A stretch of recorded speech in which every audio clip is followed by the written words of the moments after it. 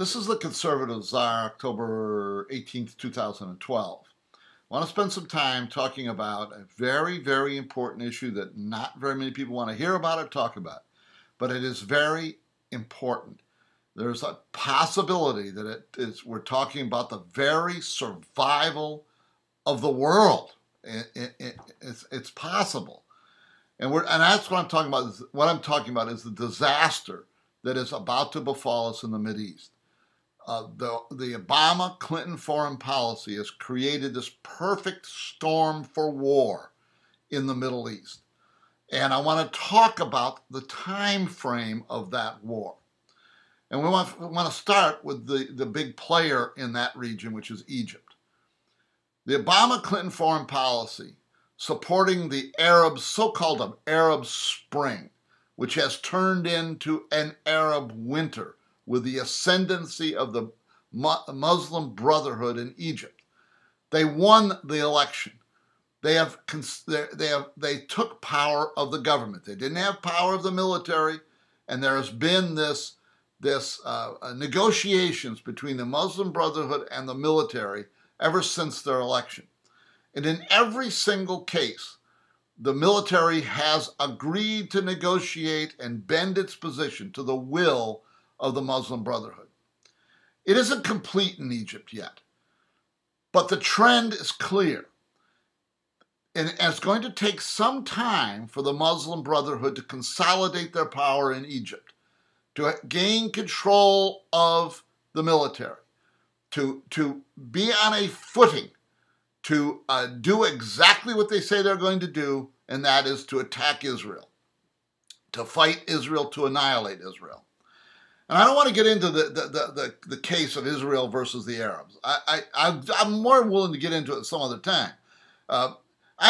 Israel has created its own problems in that region. I understand. But they are a longtime ally of the United States. And the United States is committed to defend her. So whether you like it or not, Israel is our ally, and we're going to defend her. And Egypt, I'll give Egypt let me put it this way. Within the next year, it is a probability, a high probability, that the Muslim Brotherhood would have consolidated its power in Egypt.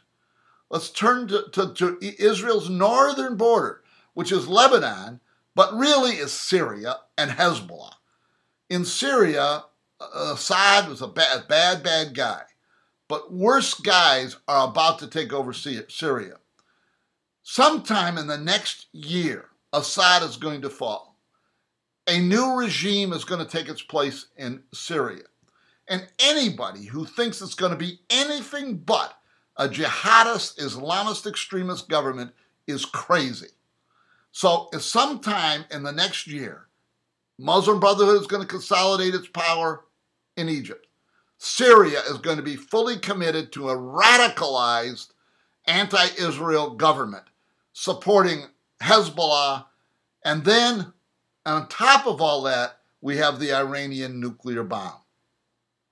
Sometime in the next year, this is going to come to a head in Iran. Either the West, Israel, and the United States are going to say, there's nothing we can do about it. We're not willing to risk what is going to happen to stop this. So Iran is going to be gaining power in the region. So all of this is going to come to a head in the next year, centering around the Muslim Brotherhood taking over Egypt. And why this is important is because for 30 years, Egypt has taken itself out of the picture. Sadat and Mubarak, dictators of Egypt, our dictators of Egypt, pro-Western dictators of Egypt, pro-American dictators of Egypt, have fought a war against radical Islam and made an agreement with the Israelis. That went to the wayside when Mubarak, with the help of the United States government, was kicked out of power. And the danger escalated. So that this issue is going to come to a head sometime in the next year. And it is going to be the entire Arab world, more powerful than they have ever been, against an Israel more isolated than she's ever been and weaker. I don't believe, if we go back to 1967 and we look at the power of Israel, especially in hindsight, they were much more powerful than all the Arabs combined, much more.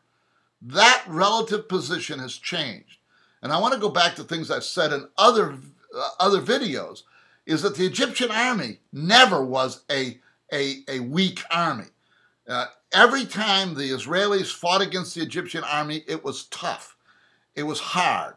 It's the most populous Arab country. It has the best army. And relative to the Arab world, Israel has declined in power, making war much more likely. And in the backdrop of all of this is, what are the other players going to do? Weakened Israel means two things to me. One, nuclear weapons are probably going to be used. Second, it means that the United States, in order to stop nuclear weapons from being used, or just by the necessity to save the existence of Israel, period, is going to have to directly intervene with massive power. And this means that the one country in this world that has put a marker down on this kind of behavior is Russia.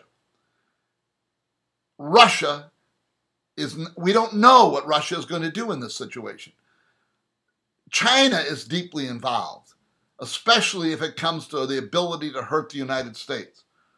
This has the possibility, this war in the Middle East, to get out of hand quickly.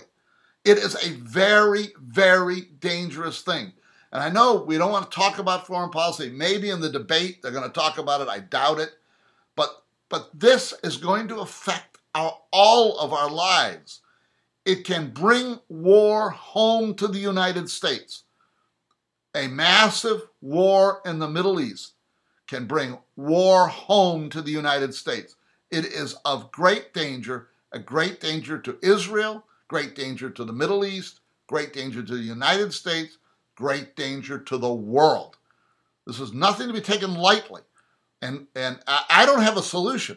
I don't have a solution, but what I talk about is the possibility of an early war, before Egypt is ready, before Syria has fallen, and before Iran has a nuclear weapon. This is the Conservative Czar. See you next time.